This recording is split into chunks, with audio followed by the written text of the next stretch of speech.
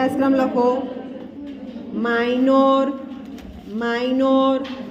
આપણે જે પેપર ભણવાનું ને માઇનોર 364A માઇનોર 364A એ લખવાનું જ, કેમ કે વૈકલ્પિક પેપર છે.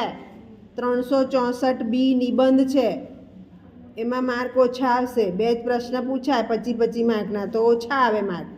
અને આમાં 5 પ્રશ્ન પૂછાય તો માર્ક વધારે આવે. એટલે આપણે શું ભણીશું? 364A સાહિત્ય દર્પણ. હા ને?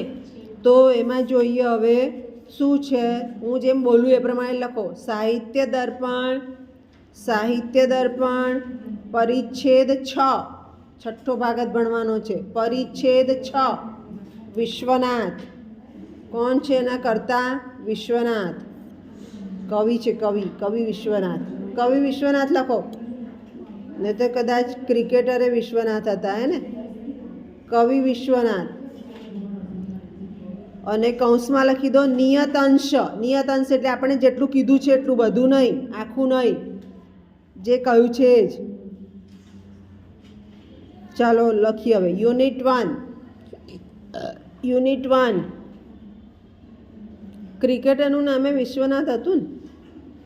જો આ જનરલ નોલેજ આપણું પૂછાય આવું કદાચ હતું. વિશ્વનાથ. અને બોલર હતા, એક્સપર્ટ બોલર હતા.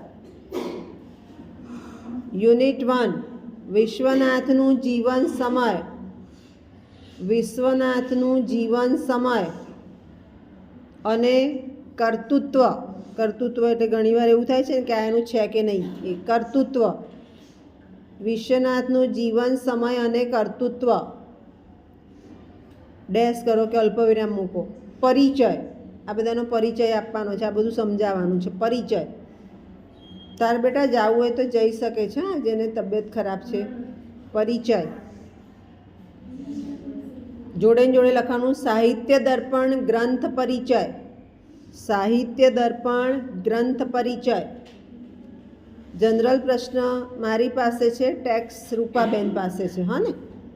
યુનિટ 2 પરિચ્છેદ 6 કારિકાઓનો અનુવાદ. એમાં જે શ્લોક આવે છે ને એને કારિકા કહેવાય. કારિકાઓનો અનુવાદ. કારિકા 1 થી 27. રૂપક લક્ષણ ભેદ. એમાં શું આવે છે પણ લખો. રૂપક લક્ષણ ભેદ સમજાવીશું, એ તો અત્યારે લખી જ લો. યુનિટ 3 54 થી 60. આગળ એટલી વચ્ચે છોડી દીધી છે. હા, 27 પછી 54 છે. 54 થી 60 એની સામે લખો અર્થોપક્ષેપક. ત્યાં શું આવે છે? તો આ આવે છે. હો ને? અર્થોપક્ષેપક. પછી 64 થી 75 વચ્ચે છોડી દીધી છે, આપણે નથી કરવાની. અર્થપ્રકૃતય. ત્યાં અર્થ પ્રકૃતિની વાર્તા આવે છે. અને કાર્યાવસ્થા બીજું પણ આવે છે. કાર્યાવસ્થા. યુનિટ 4 काव्यशास्त्र की प्राचीन परंपरा. सॉरी, हिंदीમાં બોલી હું, આમાં હિન્દીમાં હતું એટલે. કાવ્યશાસ્ત્રની પ્રાચીન પરંપરા. સોરી, ગુજરાતી કર્યું. કાવ્યશાસ્ત્રની પ્રાચીન પરંપરા અને અન્ય કાવ્યશાસ્ત્રો સાથે સંબંધ.